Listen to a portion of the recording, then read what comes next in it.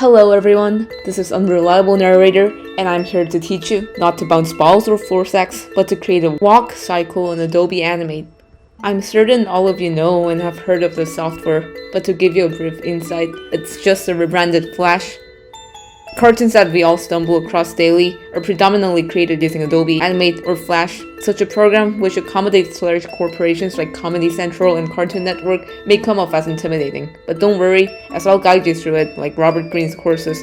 Let's get ourselves acquainted with the software before jumping into animating. In your workspace, you will be met with a toolbar on the left side and the Properties panel on the right. But all we're going to focus on for this session are just the Paint tool and the Eraser tool. Okay, let's cut to the chase. What is a walk cycle? Instead of tediously explaining the dictionary definition of it, I'll just summarize that it's the best and easiest way to visualize human movement. A walk cycle is a looping animation of a walking character, which generally consists of contact and passing pose, and a bunch of in-between frames. We're going to use this blob just for the sake of clarity in movements. Animating walk cycles might sound overwhelming at first, but all you need to do is just to break the animating down into components. We will draw the contact and passing pose for each frame. These are also known as extreme poses, which is a key pose that expresses a dynamic or extreme action or motion. It is usually used to define the beginning and an end of a movement or action.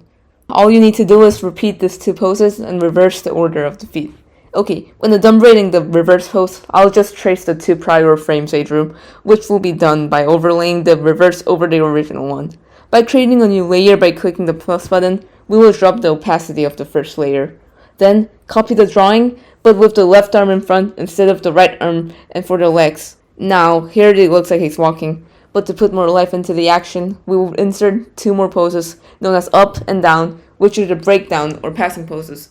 At the top, the head is highest and happens after the passing pose, and at the down, the head is at the lowest after the contact pose. Repeat this process for the rest of the scenes in reverse, then you have a solid walk cycle ready. Then you give your animation a title if you haven't already. By clicking the shortcut Command S, you'll be confronted with a panel that lets you name your project. If the name is given, it just saves automatically. Yeah, this was a tutorial on animating walk cycles. Stay tuned for the next tutorial.